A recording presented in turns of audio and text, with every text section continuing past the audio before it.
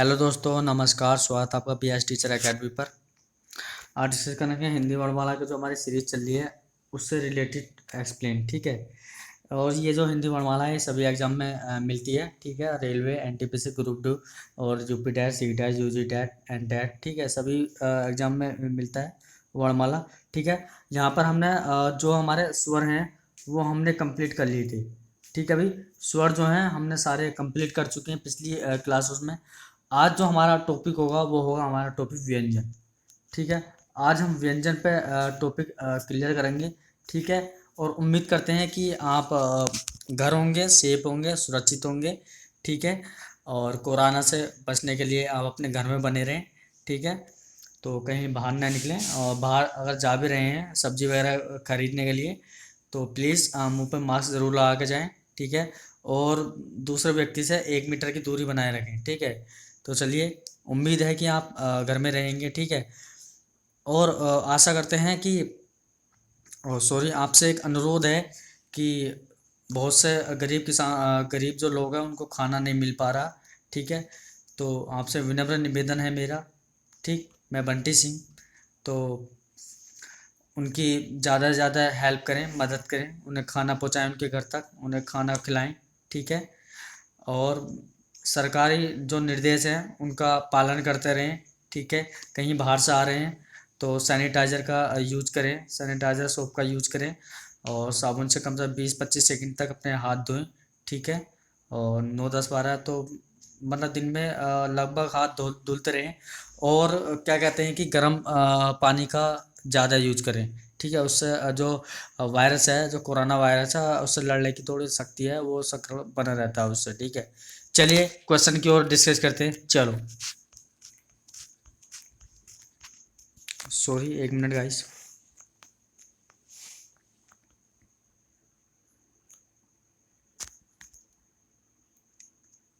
देखिए भी यहाँ पे व्यंजन है। ठीक। अब व्यंजन कहते किसे हैं? तो जिन वर्णों का उच्चारण स्वतंत्र रूप से नहीं होता और जिनका उच्चारण करते समय स्वरों की सहायता ली जाती है, उन्हें हम व्यंजन कहते हैं। ठीक है गाइस, समझ में आया ना?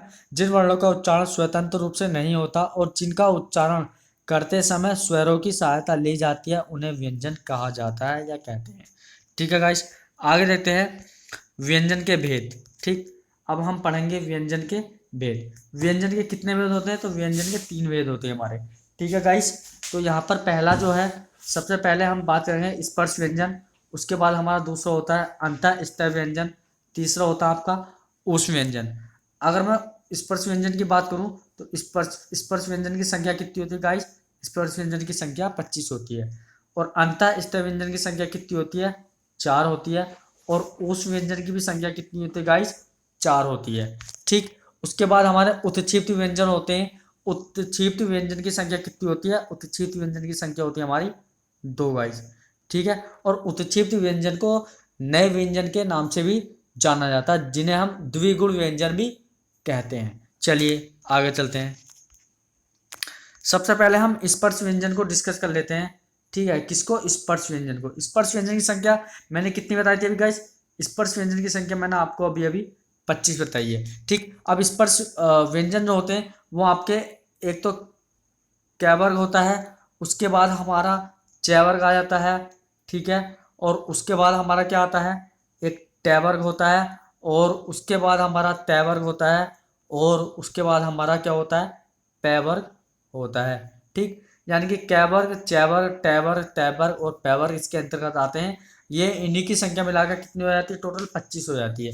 ठीक है गाइस। तो चलिए स्पर्श व्यंजन को डिस्कस कर लेते हैं।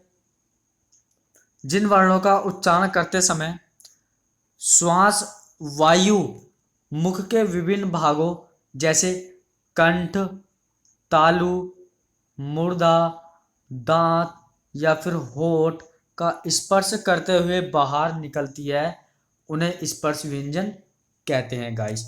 ठीक है। समझ में आया ना? यानी कि जो कंठ होता है, तालु होता है, मुर्दा होता है, दांत होता है, होठ होता है, इनसे क्या होगा? इनसे स्पर्श करते हुए वायु जो होगी स्पर्श करते हुए बाहर निकलेगी, उन्हें हम स्पर्श व्यंजन कहते हैं। ठीक है।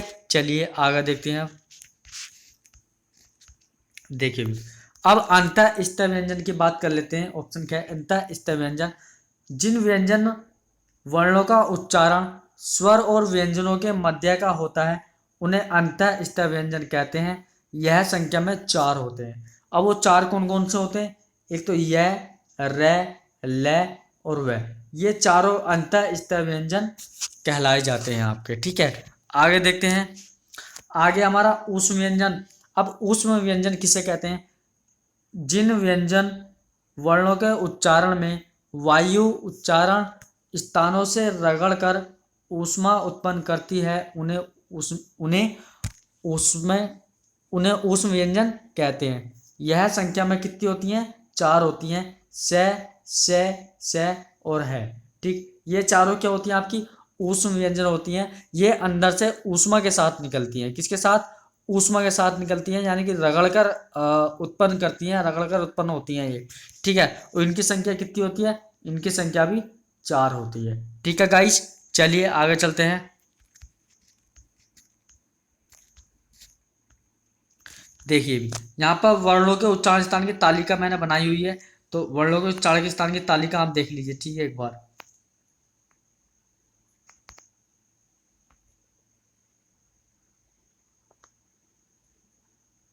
देखो भाई, यहाँ पर वर्णों को, यहाँ पर जो है वर्ग दिए हुए हैं आपके, ये वर्ग हैं। ये उच्चारण स्थान दिए हुए हैं नीचे। ये आपके अघोष अल्पप्राण है, ये महाप्राण होते हैं। ये सघोष अल्पप्राण होते हैं। ये सघोष अल्प महाप्राण होते हैं। ये सघोष अल्पप्राण नासिक्य होते हैं। ठीक, वो कैसे मैं आपको बताता हूँ। देखिए, एक ट्रिक होती है इनकी पहचानने की, एक ट्रिक होती है, इसको बोलते हैं के। क्या बोलते हैं गाइस? के बोलते हैं। इसको बोलते हैं टी, इसको बोलते हैं डी, और सॉरी डी नहीं बोलते इसको, एम बोलते हैं। इसको क्या बोलते हैं? के टी एम डी ओ। ठीक, यानी कि शादी में मुझे के टी एम दो। ठीक, अब के से क्या हो जाएगा? कंठ हो जाएगा। टी से तालव्य हो जाएगा। एम से क्या हो जाएगा? आपका मूर्धन्य हो जाएगा। और डी से आपका दंत हो जाएगा। ओ से आपका क्या हो जाएगा? ओष्ठ्य हो जाएगा। ठीक, अब जो वर्ग होते हैं ये कंठ, कंठिया, तालव्य, मूर्धन्य, दंत्य, ओष्ठ्य, ये आपके पहले जो कंठ है, कंठ में कौन कौन से होते हैं? जो कंठ, जो हमारी गले की जो गले की जो गली नली होती है ना, इसी को कंठ बोलते हैं। ठीक है, अब कंठ से कौन कौन से उच्चारण निकलते हैं? तो क, ख, ग, घ और ण। ठीक है, ये हमारे कंठ से बोले जाते हैं। किससे बोले जाते हैं भी? ये हमारे बोले जाते हैं कंठ से बच्चों। ठीक, अब मैं तालु की बात करूँ, तालु किस किस से बोले जाते हैं? तालु मतलब मुंह के भीतर की ऊपर छत का पिछला भाग, यानी कि जो मुंह है हमारा, उसके भीतर की ऊपर जो छत होती है, उसका पिछला जो भाग होता है वो तालु होता है। अब तालु से बोले जाने वाले उच्चारण होते हैं, एक तो च होता है, छ होता है, ज, झ, और हमारा क्या होता है? ण होता है। ये होता है हमारा तालु। ठीक है, ये तालु होता है। ठीक है, और ठीक है, तालु होता है। और हम कह सकते हैं, अगर मैं मूर्धन्य की बात करूं, ठीक है, मूर्धन्य जो मुर्दा होता है, मुर्दा मतलब मुंह के भीतर की ऊपरी छत का जो अगला भाग होता है उसको मुर्दा बोलते हैं। और मुर्दा से जो मतलब उच्चारण होते हैं वो कौन कौन से? एक तो हमारा ट होता, ट, ठ, ड, ढ, अड़। ठीक है, ये हमारे मुर्दा से बोले जाने वाले जो वर्ण हैं, ये मुर्दा से बोले जाने वाले वर्ण हैं। अब दांत से कौन कौन से बोले जाते हैं? दंत्य। दांत जो हमारे आगे के मुंह के दो दांत होते हैं, त, थ, द, ध, न। आप बोल के देखना, आपको प्रैक्टिस हो जाएगी। ठीक है, अब ओष्ठ की अगर मैं बात करूं, ओष्ठ से कौन कौन से बोले जाते हैं? तो ओष्ठ से प, फ, ब, भ, म। ठीक, ये हमारे ओष्ठ से बोले जाते हैं। ठीक है गाइस, अब आगे चलते हैं।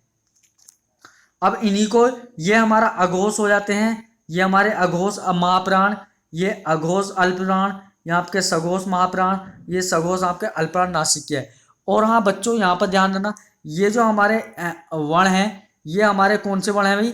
ये हमारे नासिक्य है।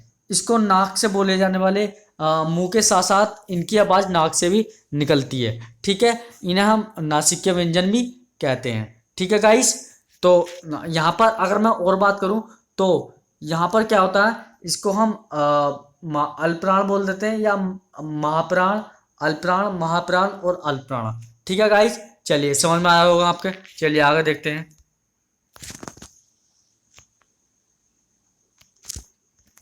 देखिए संयुक्त व्यंजन की अगर मैं बात करूं, दो विभिन्न व्यंजनों के योग से बने व्यंजन संयुक्त व्यंजन कहलाते हैं।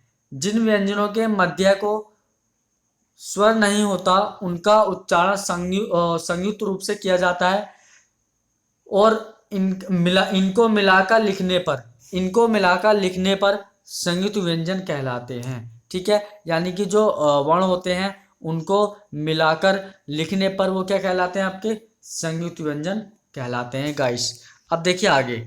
अब यहाँ पर मैंने ये टाइप किए हुए हैं, ये सारा टाइप किया हुआ है। यहाँ पर देखो मैंने जैसे लिख दिया है संयुक्त व्यंजन एक तरफ और निर्मित शब्द, यानी कि संयुक्त व्यंजन से बनने वाले निर्मित शब्द कौन कौन से। देखिए आपका छह होता है, ये छह आपको दिखाई दे रहा है, ये छह। ठीक, ये जो छह है ये किस किस से मिलकर बना होता है, ये आपका कै और धन छह से मिलकर होता है, छह क्षत्रिय बन जाता है। इसके जो निर्मित शब्द हैं क्षमा, कक्षा, क्षत्रिय, भिक्षा। ठीक, अब त्रय जो है तय धन रै से मिलकर बनाता है त्रय। अब त्रय कैसे बनता है, पत्र, त्रिकोण, त्रिकाल, चित्र। ठीक, अब ज्ञानी जो है जय धन ळ से मिला होता है ज्ञानी, इसको बोलते थे ज्ञान, ज्ञाता, यज्ञ।